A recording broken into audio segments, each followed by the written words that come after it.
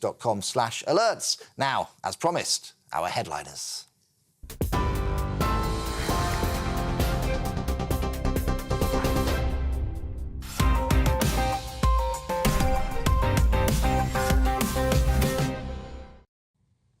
Hello and welcome to Headliners. I'm Josh Howie, guiding you through Monday's newspapers with the help of comedic chum Cresta Wetton and associate Lewis Schaefer. Oh no, it started already. You know, Ray just left. I stole his tie again. He doesn't know. He didn't notice. Brilliant. I found where he Headliners hides his ties, and I'm in there, right in there. How are you both doing? If you were nicer to me, I'd give you ties. I got millions of them. Oh, what, like you give me a mug? This one. There's a big online furore about you not giving me a mug. I'm sure that you bought the mug today. I'm going to give you a mug. OK, I appreciate that. Anyway, you had a nice weekend. I do like your tie. I love your dress. Am I allowed to say that nowadays? I think so. Your earrings? I'll ask them at the meeting. I really like your haircut. I love your makeup. Thanks, I love Josh. That. Going too far now? Let's say Happy Mother's Day. Yes. Happy Mother's Day, Mum. Yes, hi, Mum. Sorry, I didn't call. Right. Let's have a quick look at the front pages. We had the Times. Blasphemy demos are growing in radicalism. Guardian, Tory ex-Home Secretaries warn against politicising extremism. The Mirror, thank you. Express will get together with Workshy to cut taxes, says PM. Financial Times, Apple faces €500 million antitrust fine for blocking music streaming rivals. Say that quickly. Daily Star, Sacre Bleu. And those were your front pages. Now we are going to go straight to... No, we're not. Let's have a sting. Come on, let's do it.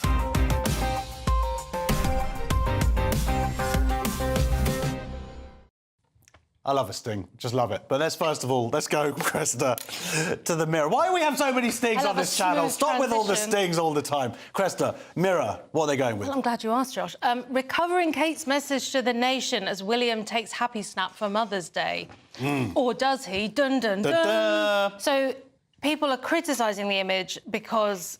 it's all a lie. Well, the children don't exist.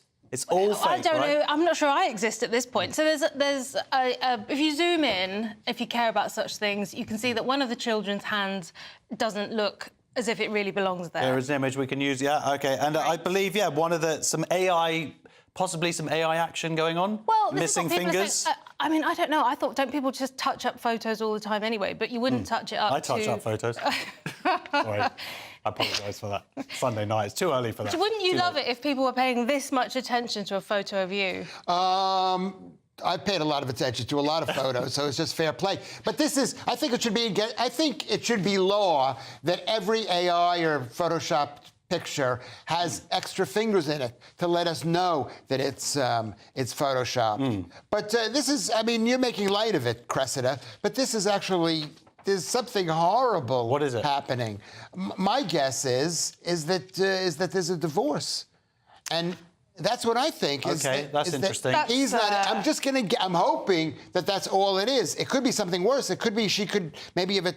I don't even want to say. Do you think she might not even be alive anymore? She deselected her. She did something. OK, well, we got a picture of her. Let's have a look. Because a lot of photos that I saw earlier were saying how beautiful she looked and how happy everybody was and how her smile was genuine. They're talking about the fact that she's wearing jeans and hiking boots. Yeah. It's a good sign. And what it meant, and she'd crossed her legs, and that meant that she was... a lot of attention to got lots of energy. Here, that but not to doesn't the mean hands. you're wrong about this. Just because there are a lot of inconsistency, that doesn't mean that this picture doesn't show that there's something really bad. She's been gone for 3 months. She's been out of the public eye for 3 months, except for one little thing where she was in a car 10 days ago, and that's the reason they're putting this out. So I noticed that she's doesn't seem to be wearing any wedding rings. If we're looking at the left... Well, that's commented on in this piece. OK, I thought that was just Detective Howie on the case. No, they're saying that that's a sign. What do they say? Without jewellery, it's an unusual move for a royal, but it could be a hint at her getting better. Why? How can it be a hint at her getting better? I don't know. Now, do you think that we've dealt with this story enough? Do you think the bosses will allow us to move on? You know what the amazing thing is? You're treating this, and I think a lot of people out there are treating this like this kind of... I'm always begging for frothy stories, Josh. You're always Mr. Serious with these major things that's happening in the world. This thing actually is... I feel tragedy coming on. Well, at the moment, it's just a nice family photo, and they're all saying, thanks for your well wishes, we're doing great. I would say, at the least, maybe this is an educational thing for the general public to see how images are manipulated. Good point. And we don't know necessarily the reason why. Maybe, you know what it could be? I bet this, look, I'm going to say that this is what it is one of the kids was pulling a stupid face, and now the photo is to try and get, trying to get family photos with 5 kids all smiling and is absolutely impossible. 3 kids, I imagine, exactly the same. I bet one of them pulled a stupid face, and so they lit the girl with whoever she, or the boy, whatever it is, and they were like, right, she looks all right in that one, he looks all right in that one, let's smash them together. Oh, the arm doesn't match. I'm willing to bet that's what it is, Lewis. Okay. So you can calm down, okay? No. Well, I'm going to go out on a limb, and I'm going to say there's a very high chance that something nefarious has... All right, well, we'll see who is right. Heavy. Lewis, what's on the cover of the Times? Cover of the Times, good news. Blasphemy demos are growing in radicalism. And this is, according to the Times, there's This is good news, yeah? You know what? You got to put a positive spin on everything. Just because... You know what? It's bad. So let me just get this right. A photo of our royal family, possibly with a bit of editing, that's terrible news. But growing blasphemy, extremism... threats are... Could be good news, because everything, there's that old Chinese saying, give it time, is that you think... the is that a Chinese saying? It kind of is. I don't know whether those are the exact How is words. this looks like terrible news to me. It looks like violence could be on the increase. It looks like the end of free speech. It looks frightening. Why is it good news? Because people are beginning to realise, maybe, that there's tremendous fear out there. Another word for fear is phobia. And there's tremendous fear. And that's what they're saying in this report, right? Which isn't really a report, because it doesn't say what the name of the report is, who made the report. It doesn't say any of that stuff. It just says there is a report floating around out there. People don't question the newspapers enough. They don't say, where is the news? Where's something you can stick your teeth into? But it says that if you say anything bad... About Islam, about Islam. So what they're talking about here is a connection between an extremist political party in Pakistan, who I imagine we've all seen some pretty crazy footage coming over, blasphemy laws and whatnot, and connections to the UK, and how that might be then shutting down the ability to rightly be able to criticise Islam, which we should be able to do, like we should be able to do any religion, including Judaism. Yeah, of course. So you're saying that it's being brewed in Pakistan, and then we're getting it over here. Hey, guys, guess what's big in Islam this year? Watch out for blasphemy. Yeah. And it's being encouraged. And you're saying it's good news because it's on the front cover, and maybe this is the beginning of a bit more public discourse about it in the UK, because we haven't had a great track record, have we?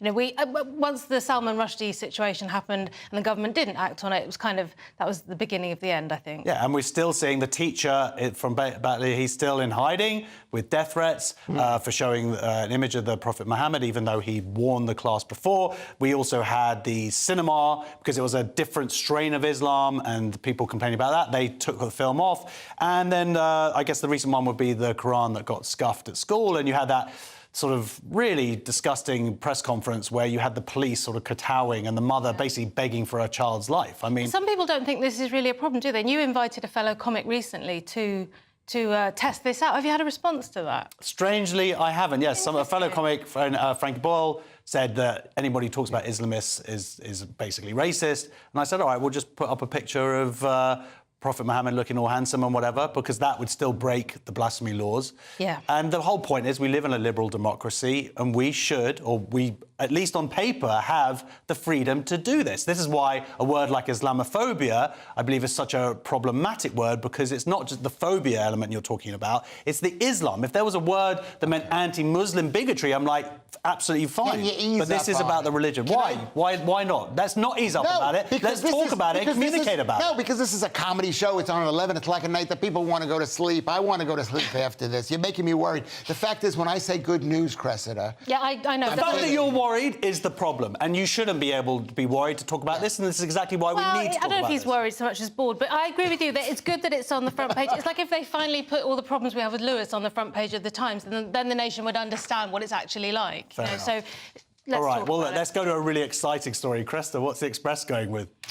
We'll get tougher with work shy to cut taxes, says PM. Yeah, not afraid to talk about this. He's on fire, is Rishi. Yeah. So he's going to slash the ballooning benefits bill by going further to get more people back into work and reduce the tax burden.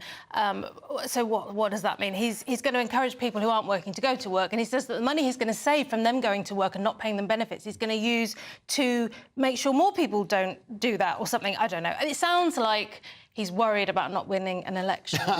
Strangely. Now, Lewis, the interesting thing is they're basically taking this policy from Labour, who just this week announced a very similar set of policies. Well, that's what you do in an election. You take from the other guy.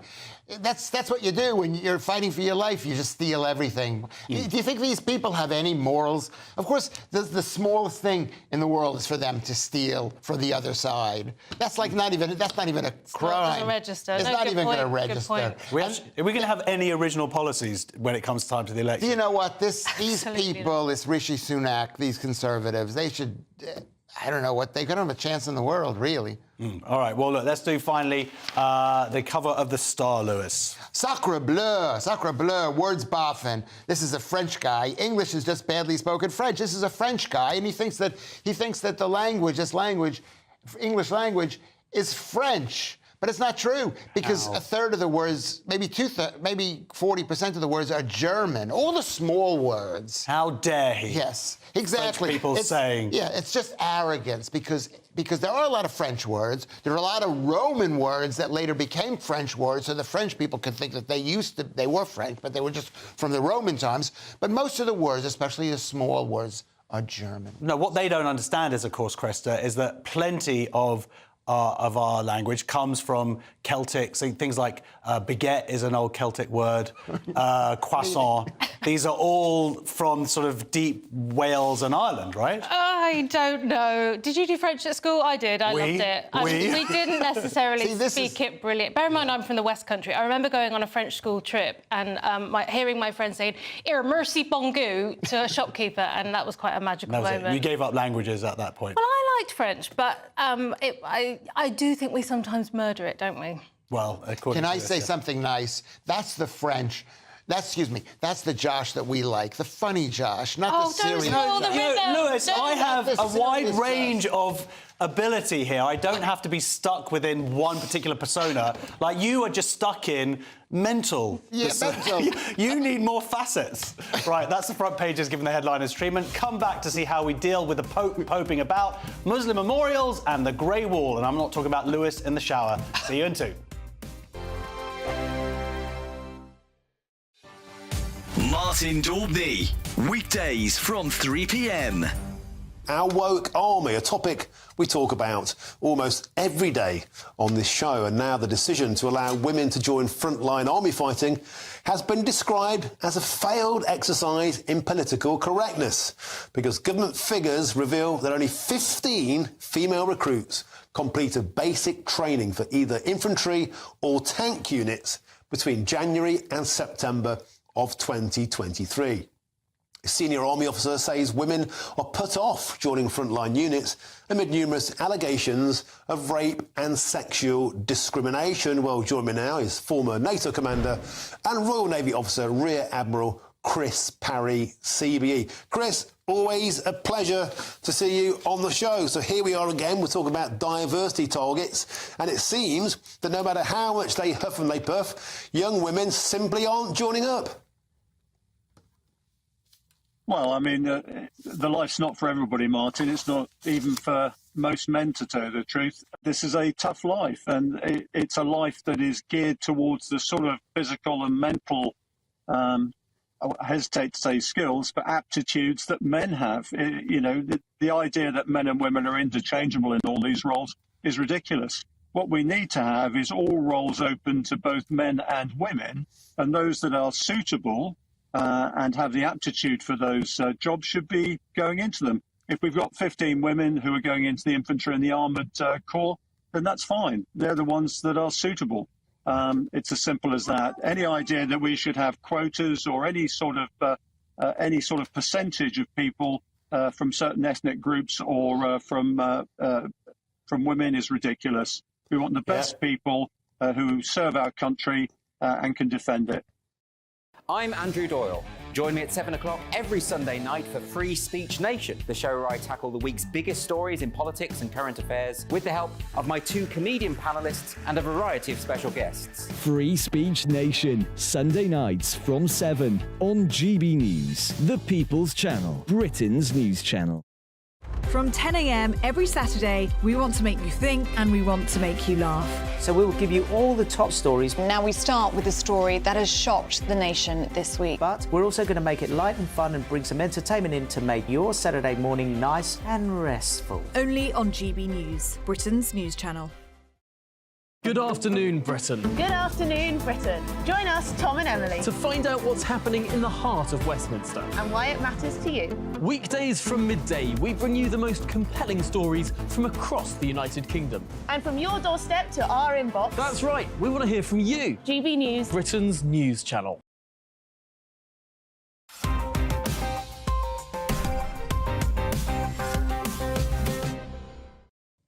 Welcome back to Headliners. I'm Josh Howie, still going through Monday's newspapers with considered Cressida Wetton and overly emotional Lewis Schaefer. Cressida, Monday's iNews first, and I like the Pope. The Pope smokes. Well, what is he smoking? What is he smoking? Ukraine voices fury after Pope suggests raising white flag to Russia. So the Pope, in his defence, he's been interviewed. He did a Swiss interview, and he made some comments that have made people very angry. So the Ukrainian foreign minister has spoken out and condemned his comments. The Pope has come out with this idea. He says people have got to have, he's suggesting the Ukraine should have the courage of the white flag, which is, it's an oxymoron, isn't it? I mean, putting the white flag, he's saying, why don't you just surrender? He's sort of not saying that, because he's sort of saying, put up the white flag and begin to negotiate. Except that he did say it. But yeah. Right, well, exactly. So he thinks he's talking about... I guess he's a religious guy. He can't, he's got to say, end the war. He can't say, keep going. Well, this is it, exactly. Like what, in World War II, the Allies should have just sort of negotiated a surrender? Well, sometimes yes. Exactly. Sometimes you have to do that. Well, not when your country's been invaded. Well, when your country's being invaded and the part of your country that's... I don't want to speak for the Ukraine. I am Ukrainian, according to DNA tests by Ancestry.com. So I am Ukrainian. So I feel I have a right to... I don't feel I have a right. Okay. Is the Pope Catholic? Anyway, we don't know anymore in this world that we live in. Here's the point. The point is, the Pope happens to be right. They're at a stalemate between those two countries, and Russia doesn't want to... wants to hold on to the lands that are historically, in their minds, Russian. And a case could be made that even the Ukraine is historic. I don't support the Russians. They did an illegal invasion. This is a ridiculous thing. The Pope shouldn't be getting involved in this. Of course, we all want peace. I understand. Everybody wants peace. Don't just have to be the Pope to go. Is it? You can't just say shouldn't be killed. More of good things. It'd be like trying to work with you two and say, guys, just get along. It's not going to happen. You've got to. Well, the Polish foreign minister is saying, how about for balance, encouraging Putin to have the courage to withdraw his army? Exactly. And also, what if the Vatican was invaded? He'd be like, oh, let's just make peace straight away. It doesn't matter. And he also says a thing here: negotiations are never a surrender. No, negotiations can definitely be a surrender. I argued with my wife earlier. That was definitely a surrender. That was not me winning the argument at all.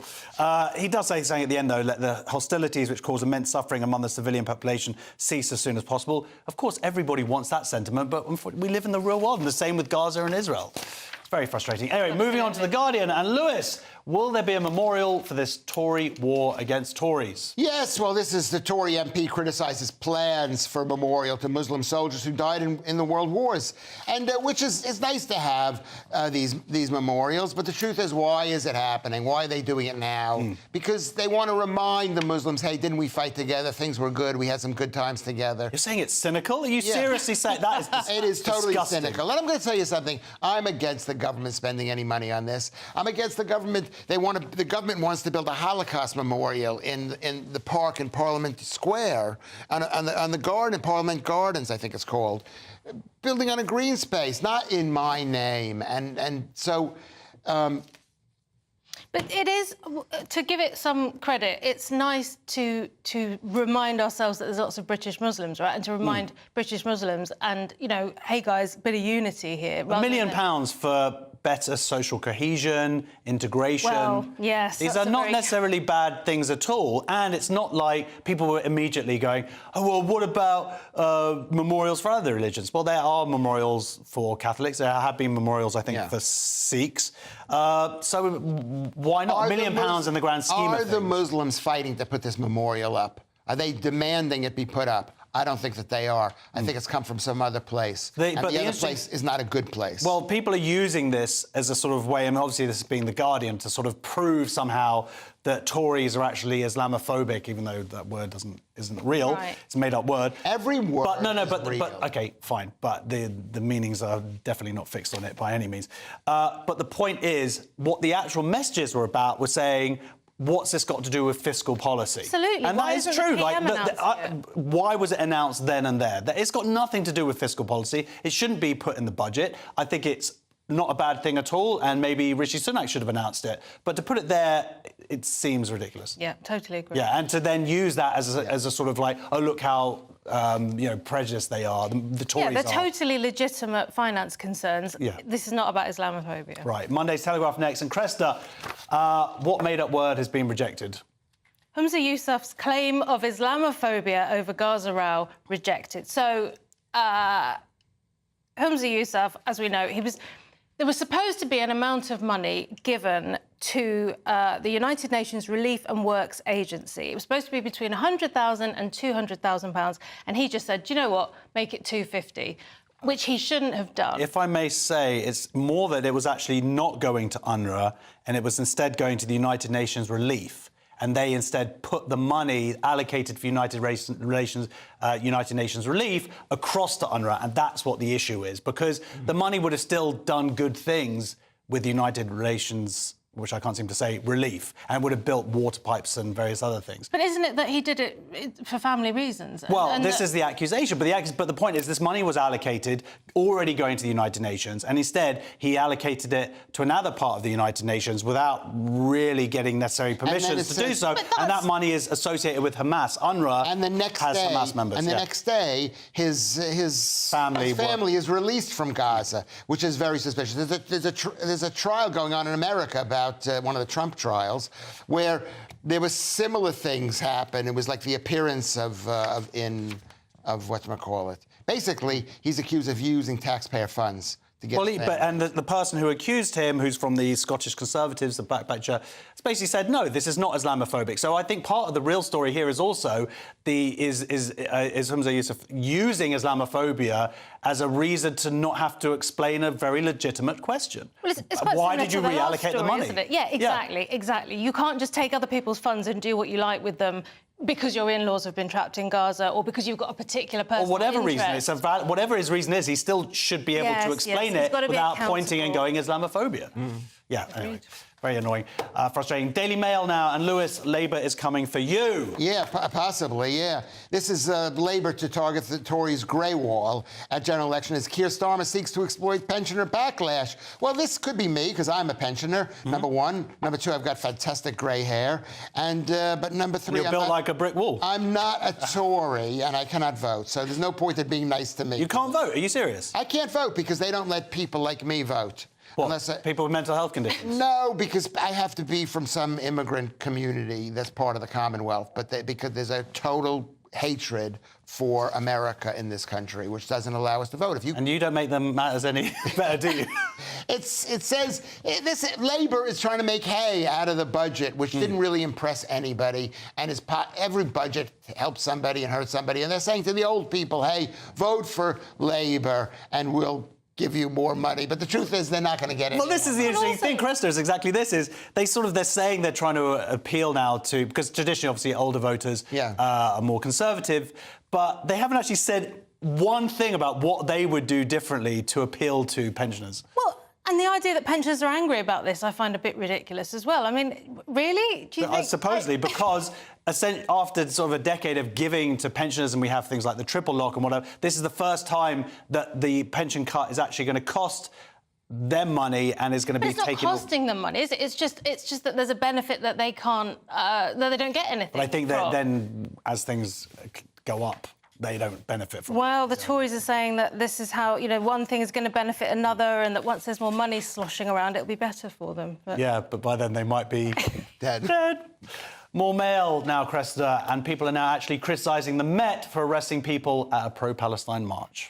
Now the Met Police sparked backlash by denying they arrested protester because he was holding an anti-Hamas sign as campaigners blast forces' outrageous and disproportionate response at Palestine rally. Read that one more time. We'll finish at 11:30. So this Iranian dissident, Nayak Gorbani, had his sign that said Hamas is terrorist. He was arrested in quite a rough fashion, I think it's fair to say. Sign was ripped off him. Somebody recorded this and said, hey, even said to the police at the time, hey, this guy's his sign's OK. So the footage is released, everybody goes crazy, and the police are now saying, no, we didn't arrest him because of his sign, which is very odd, because they seemed quite angry about the sign. And they ripped it up. They ripped it up. They didn't want him to have it. And it's the police. This is their words. He was arrested after an altercation was ongoing, and officers intervened to prevent a breach of the peace. He was arrested for assault, not for his sign. Exactly. But, and this, okay, sorry. Well, but it goes on. The officers then fully reviewed footage provided of the incident, and he was later de-arrested, whatever that is. Yeah.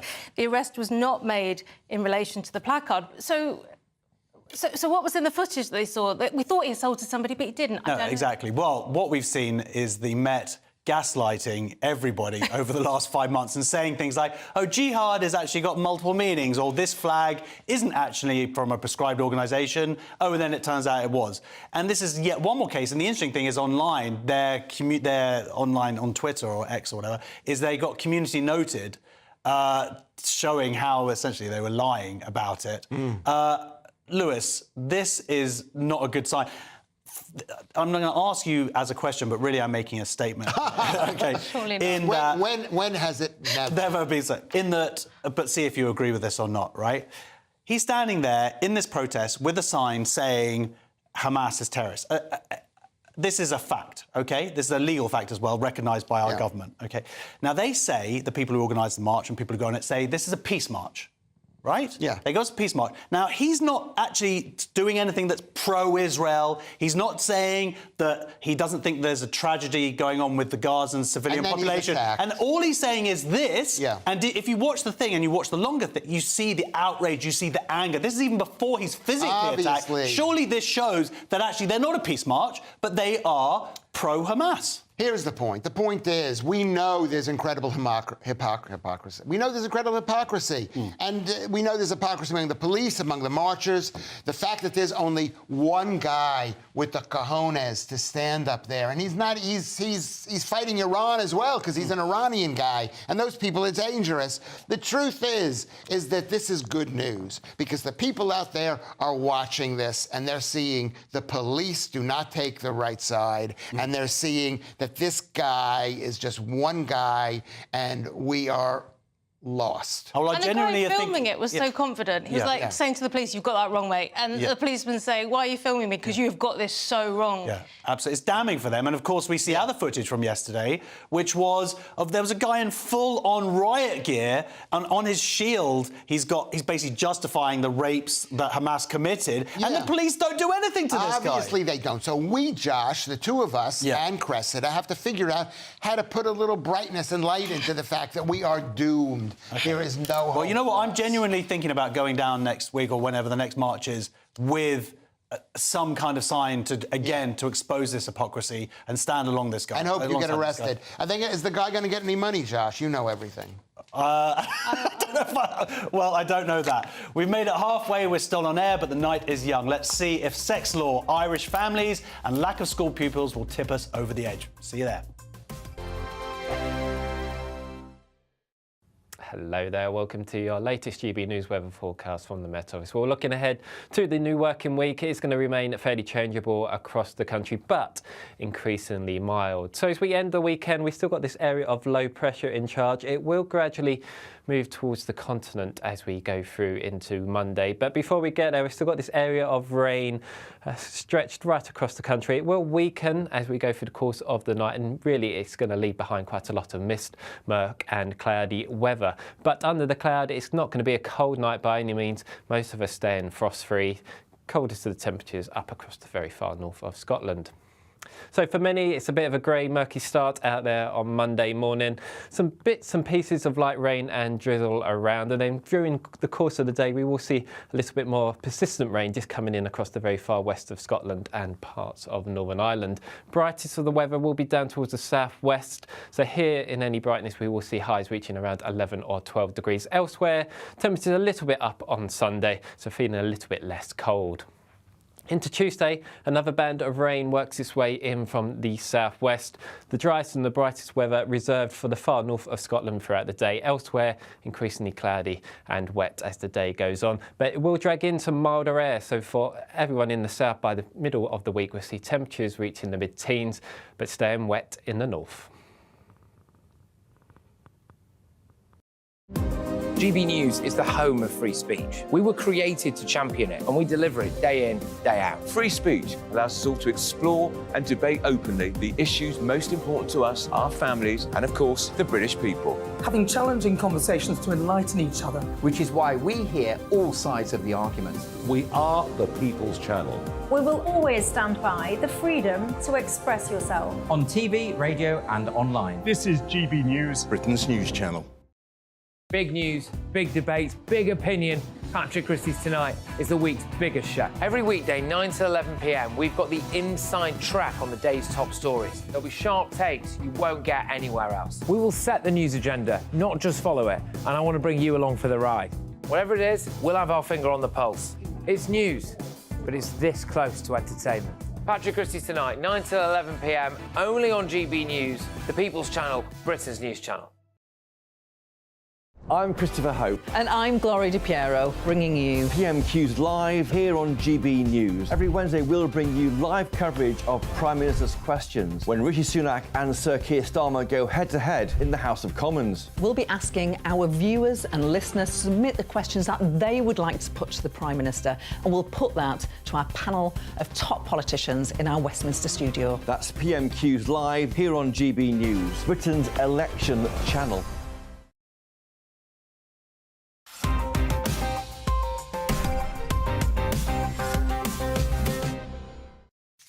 Welcome back to Headliners and straight into Monday's Telegraph and Lewis. You have your own legal definition of a woman, don't you? It's who you owe alimony to.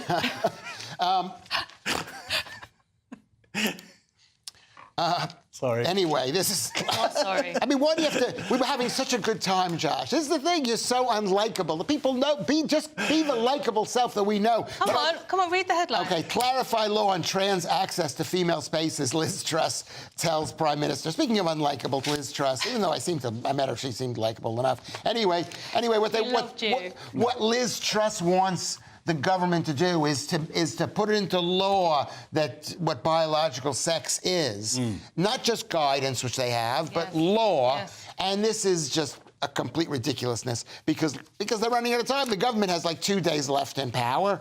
Well, I'd rather they actually got it in before Labour get into power. Yes, so at least there are some protections for women's spaces. The fact is that people don't want it. They don't want this law. More people, I know what you're thinking. Everyone thinks... Who do you think doesn't want this law? I just get this gut feeling that people don't think like you or Josh. They don't. No, I disagree. I'm not sure. I'm on the fence. I don't know what everybody thinks. But I think there's probably a lot of teachers and parents out there who just want something solid. Yeah. I really feel bad for parents in all of this because if they're being told things like your child might commit suicide if you don't do this, I think that is just absolutely evil and a bit of stability for them so they've got something to... But Cresta, first of all, do you think this law is necessary to protect women's spaces?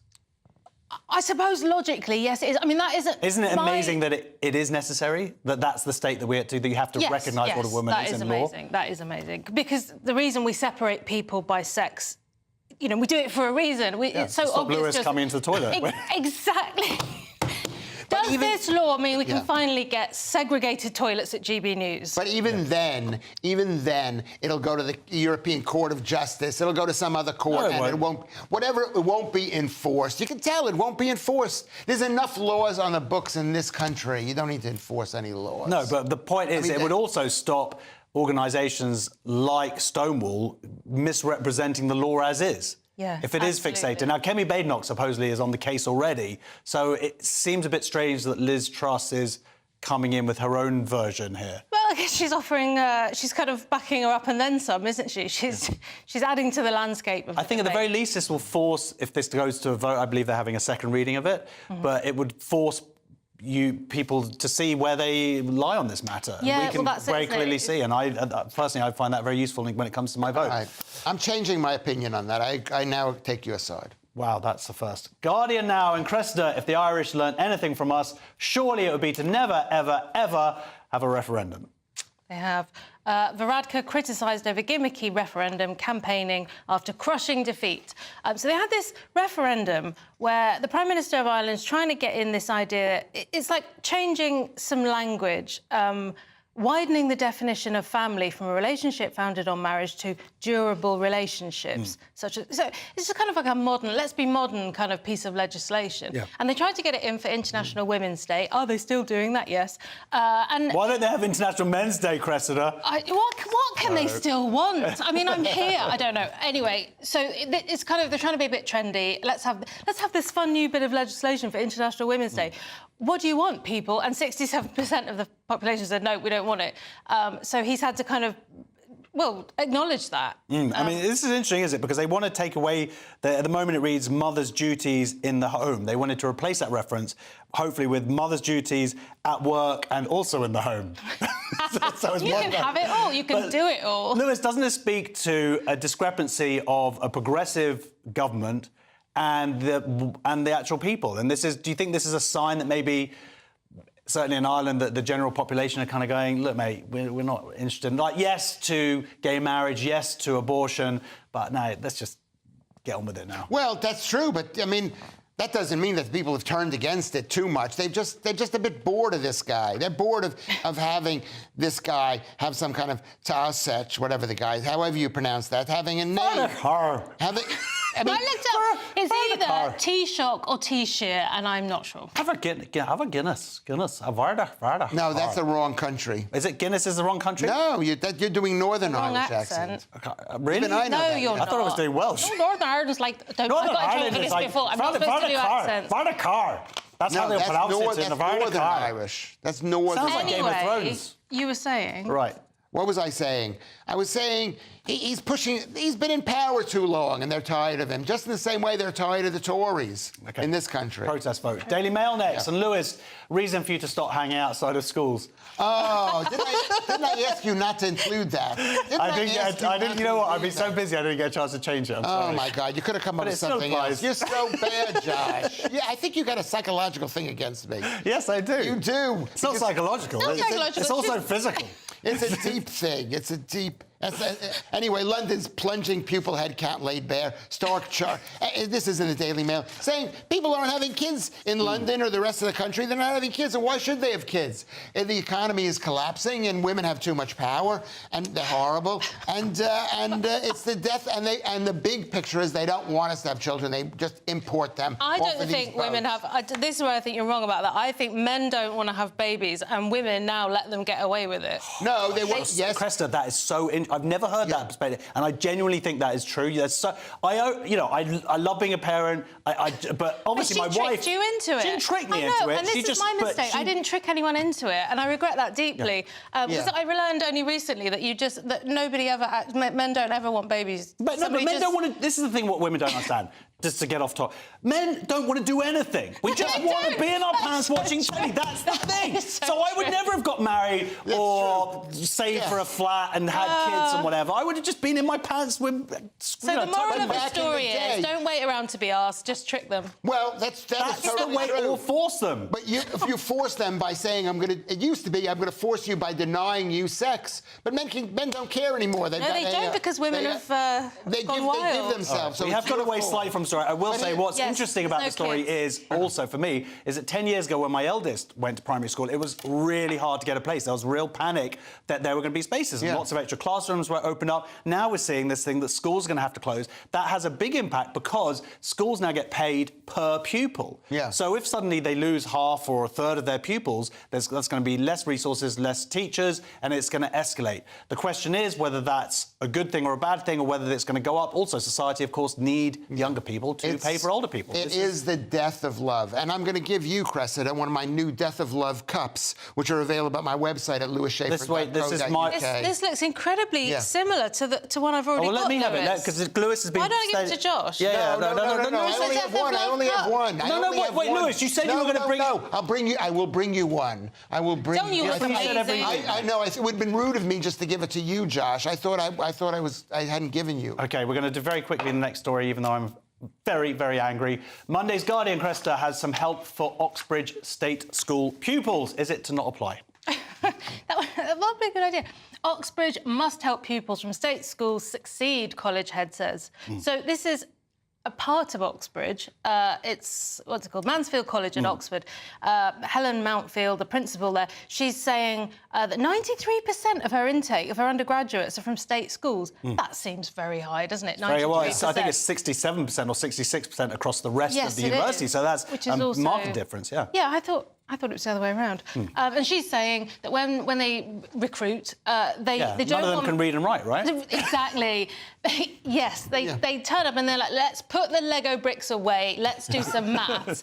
And they want to raise money to sort of help tutor people who didn't have tutors. OK, the question is why if they're weak in one area. In the first place. Yeah. Yes. Right, just the final section to go. And, of course, we say some corkers. Millennials ditching dating apps. Which sex spends more time online? And how Ken is saving young men. See you in 2. Dubes & Co. Weekdays from 6 p.m. Get this right, we all know by now, don't we, that so many NHS workers are abused by people that they're trying to help. We'll all agree that that is pretty damn disgraceful, but what do we do about it? Because now some London hospitals are looking at whether or not they should be able to ban people that do this for a year from those hospital facilities. Is that the way forward? Daniel, do you like this? No abuse, no excuse, that is the campaign? There's no other choice for most people. It's either the NHS or nothing. And if you're going to take that monopolistic power, then you need, I think, you have responsibilities towards people. You can't cut them off. So there are ways in which, of course, you can bring criminal charges against them. If they commit a criminal offence, that's fine. They might even be locked up in jail. But what you can't do is cut off health services because you're the only supplier. Well, yes, I think you can cut it off and you should cut it off. London is very different from everywhere else, and it goes back to a conversation about immigration. The majority of nurses in London are either African or Filipino, and it harks back to their nature and their culture. When you're younger, your parents look after you. When you're older, you look after them. They don't go into homes. So there's a way that a threshold of tolerance they have that is above and beyond most people. So, because I found like when I was younger, most of the nurses were white. Now they work in hospitals in Ascot and Somerset. London is the war zone. I have seen horrific things happen to nurses, and they stay, they show up for work. There's a protection they are owed, beyond owed. And if you abuse something that's offered to you as a part of your citizenship, there should be a penalty for that. For the same reason, you're obliged to use it. There's no offer involved in the NHS. But there is an offer, because at the end of the day, like you figure out how to get money and go private.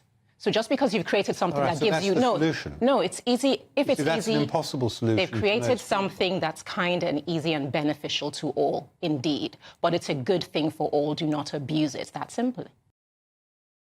I think the most exciting bit for me is talking to people. People who I think are ignored often by the major news channels. We're going to give news they want to hear. There's a voice there that needs to be heard. I think there's a chance here for a diversity of opinion to be expressed, which you don't find elsewhere. It's really exciting. We don't hold back. We're free to say how decisions that are taken here affect us all around the country. Only on GBNews, the People's Channel, Britain's news channel. Join me, Camilla Tominey, every Sunday at 9:30 when I'll be interviewing the key players in British politics and taking them to task. This report basically says that he's not fit to stand trial. With an upcoming election looming over Westminster, now is the time for clear, honest answers. I agree. And that's precisely what I'll get. Is he indecisive? Incompetent? That's the Camilla Tominey Show at 9:30 every Sunday on GB News, the People's Channel, Britain's election channel.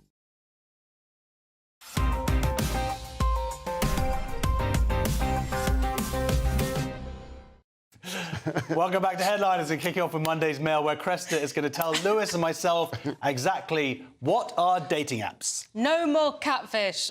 Millennials are so sick of dating apps, they're going back to 90s trend of speed dating. Good heavens, It must be bad. Yeah, they want to meet in real life. Apparently, dating apps peaked in 2021, just after everyone was locked down, wants some connection. They've now dropped 80% of their value since 2021. Wow. I think that seems fair. I think that's a sign, like, humanity is moving in the right direction, surely, that people want to see each other face to face. Yes, everyone's just had enough. They're so unrewarding. The dopamine is just not coming anymore from these apps. People have had enough. Lewis, I hardly see you on Tinder anymore at all. I'm on Grindr. No, they're not rewarding. You would be really, like, I can imagine you'd be very popular on Grindr. Can you? Within a certain no sound category. element. Oh, yeah. Gentlemen, any takers?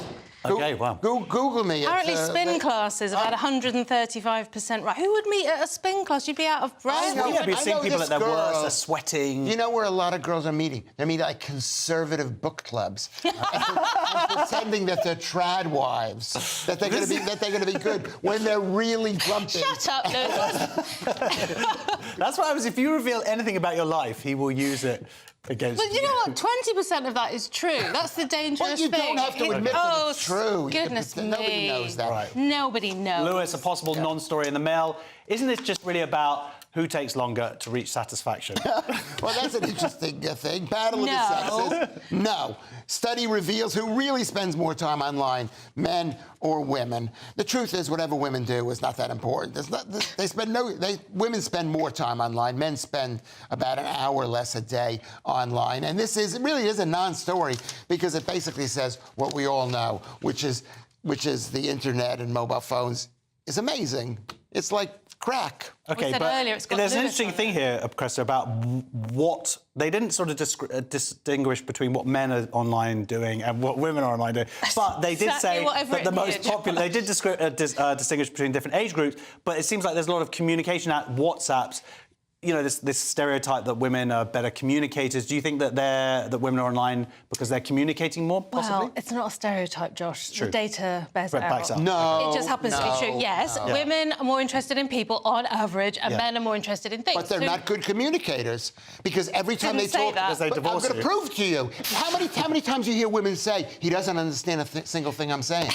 Because you're a bad communicator. Yeah, but maybe men are bad communicators and women just hear what they want to hear. Or maybe women, because they're good communicators, they could learn. Sorry. Men are on here looking at, how to fix a car or something about ties. You've captured, if you look at my Google results, that's all it is. It's just how to fix this, how to do that. Yeah, innocent pursuits like and the stuff I've deleted. And other things. And can I just say... You probably will. What women are looking for, I'm looking for a man who knows how to fix a car. I'm looking for a man who knows how to... whatever it was you said. Yeah. They're probably gossip, really, a lot of it's talking, Yeah. Whereas... Yeah, good communication there, Cressida. Independent now, and Cressida, do we really need a trigger warning for this story? Kate Blanchett says society is terrified of tough conversations as she hits out at trigger warnings. Good for her. This is great. She's an Oscar-winning actor, so she's a proper artist, and apparently... she was thrilled. There was a lot of debate around a recent film of hers, which I haven't seen. But the point she's getting at is that part of the job of the theatre is to shock or surprise or whatever. Maybe all art, to a degree. Quite right. Yeah, well, it's up to the artist, isn't it? It's not up to the trigger warning people, whoever they are, the sensitivity readers. Go away. I disagree. Well, what do you think the purpose of art is? I think that every you could put every film or every entertainment, every comedy show should have a trigger warning. You're entering this comedy club. You might hear something you may not like. We're not giving you back your money. Go F off. Basically. That's not what a trigger warning says. I apologise for the F. Sorry. Am I allowed to say? No, I don't know. Whatever. But let's just cover ourselves. Let's cover uncovering. Okay, but that's what it is. That's all a trigger warning is. It's saying you might get upset about something. You don't have to get. No, it's not. Sometimes they say things like they specify and they might say sexual violence or something like that. And if that part of the script is that you need to be surprised by this thing, you don't want that. Don't interfere with the artist's stuff. But you could be very artistic. I just want to say, but this is a good sign, I think, you were trying to say, is that because now we have more people, more famous people with profile, speaking out about this stuff, more artists kind of fighting back and going, there's an issue here, and it's great that someone of Kate Blanchett's But you could put stature. You could put anything in the trigger warning. You could say, be careful, the colour purple's going to be in there. The trigger warning for this show is Lewis Schaefer's on. On the night of the Oscars, Lewis, it's appropriate the Telegraph have delivered a slice of celebrity self-importance. Yes, well, this is Barbie, the Ken song, and I miraculously did not see Barbie. I saw half of Oppenheimer instead, but I only watched half of it because why continue after the good part happened?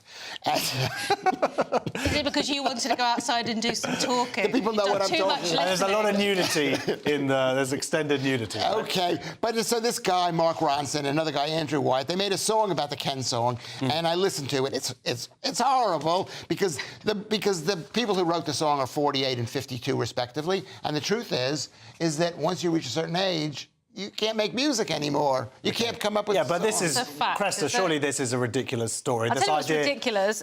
It says my friend's 8-year-old got broken up with, and he said, you know, it's OK because Ken got broken up with by Barbie. Why is an 8-year-old going around heartbroken? I know. And why is he listening to an 8-year-old? This is what you think about life, mate. Right, the show is nearly over. Let's take another quick look at Monday's front pages. We have The Times. Blasphemy demos are growing in radicalism. Guardian, Tory ex-Home Secretaries warn against politicising extremism. The Mirror, thank you. Express will get together, or will get tougher with work shy to cut taxes, says PM. Financial Times. Apple faces €500 million antitrust fine for blocking music streaming rivals. And the Daily Star, Sacre Bleu. That is it for tonight's show. Thank you very much to Cresta and Lewis. I demand a mug soon. Headline is going to be back tomorrow at 11 p.m. with Nick Dixon, Stephen Allen and Paul Cox. If you're watching at 5 a.m, then stay tuned for breakfast. Thank you for joining us. Good night. That warm feeling inside from Boxed Boilers, sponsors of weather on GB News. Hello there, welcome to your latest GB News weather forecast from the Met Office. Well, looking ahead to the new working week, it's going to remain fairly changeable across the country, but increasingly mild. So as we end the weekend, we've still got this area of low pressure in charge. It will gradually move towards the continent as we go through into Monday. But before we get there, we've still got this area of rain stretched right across the country. It will weaken as we go through the course of the night, and really it's going to leave behind quite a lot of mist, murk and cloudy weather. But under the cloud, it's not going to be a cold night by any means. Most of us staying frost-free. Coldest of the temperatures up across the very far north of Scotland. So for many, it's a bit of a grey, murky start out there on Monday morning. Some bits and pieces of light rain and drizzle around, and then during the course of the day, we will see a little bit more persistent rain just coming in across the very far west of Scotland and parts of Northern Ireland. Brightest of the weather will be down towards the southwest. So here in any brightness, we will see highs reaching around 11 or 12 degrees. Elsewhere, temperatures a little bit up on Sunday, so feeling a little bit less cold. Into Tuesday, another band of rain works its way in from the southwest. The driest and the brightest weather reserved for the far north of Scotland throughout the day. Elsewhere, increasingly cloudy and wet as the day goes on. But it will drag in some milder air, so for everyone in the south, by the middle of the week, we'll see temperatures reaching the mid-teens, but staying wet in the north. Looks like things are heating up. Boxed Boilers, sponsors of weather on GB News.